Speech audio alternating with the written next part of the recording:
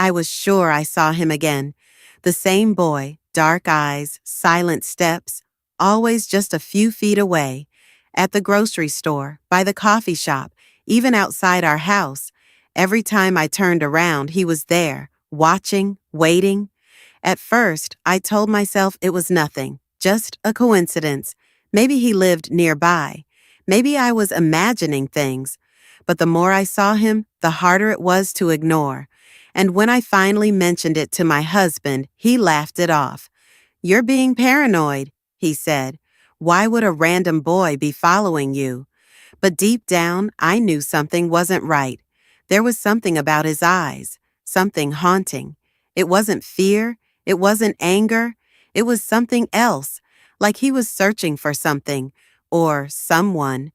Then, one night, I heard it, a soft knock at the door.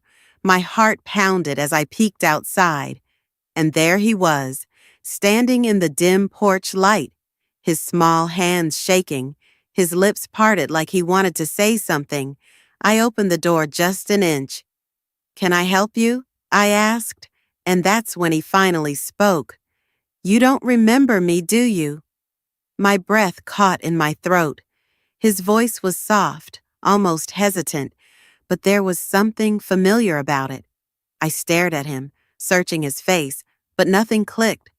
"I'm sorry," I said, my voice barely above a whisper. "Should I?" The boy nodded slowly.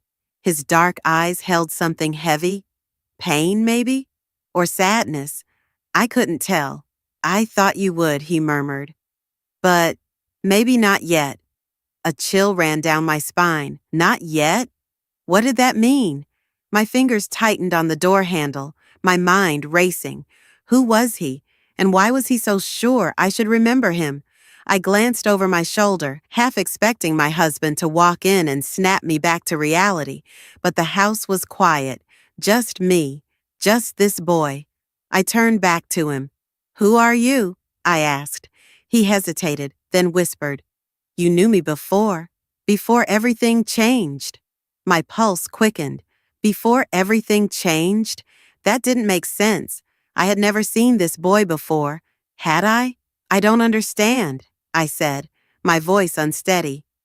"What do you mean?" He shifted his weight, glancing past me into the house like he was searching for something, or someone. "You were different then," he said, "but I remember you." A strange unease settled in my chest. My mind scrambled for answers, for any memory that might explain why this child, this stranger, was convinced he knew me. And then he said something that made my stomach drop. "You promised you wouldn't forget." A cold shiver crawled down my spine. "You promised you wouldn't forget." The words echoed in my head, but they meant nothing to me. Or at least, they shouldn't have. "I don't remember," I whispered, almost to myself. The boy's expression darkened. "But you will." His certainty unsettled me. My grip tightened on the door, my heart hammering. This wasn't just some lost child. This was something else, something bigger. Then suddenly, footsteps sounded behind me. "My husband." "Who are you talking to?" he asked. I turned back to the boy, but he was gone. I froze, my breath hitching. He was just there, standing in front of me. How could he disappear in an instant? My husband frowned. "Hey, you okay?" I turned back to him, my pulse racing. "Did you see him?" I asked, my voice barely steady. "See who?" I swallowed hard. "The boy. He was right here." His expression softened, the way it always did when he thought I was overthinking. "There's no one here." I stepped outside, scanning the empty street. Nothing. No footprints, no sign he had ever been there. But then, from the shadows, a whisper. "I'm still here." My stomach dropped. I spun around, heart pounding. The boy was nowhere in sight, but I felt him, watching, waiting. Then, like a flash, a memory hit me, foggy, distant, but real. A promise, a child's tear-streaked face, my own voice saying, "I won't forget you." I gasped. clutching the doorframe. This wasn't just a lost boy. He was my past, a past I had somehow erased. A gust of wind rushed through me, and suddenly I understood. He was never lost. I was, and as the air stilled, one final whisper chilled me to the bone. Now you remember. I stood frozen, my mind racing. Pieces of a forgotten past swirled around me, blurry but undeniable. I had known him, I had loved him, but how? Why had I forgotten? Tears burned my eyes as fragments of memories surfaced. Laughter, warm hands holding mine, a promise whispered under the stars. But then, darkness, a deep loss, something too painful to remember. My husband's voice pulled me back.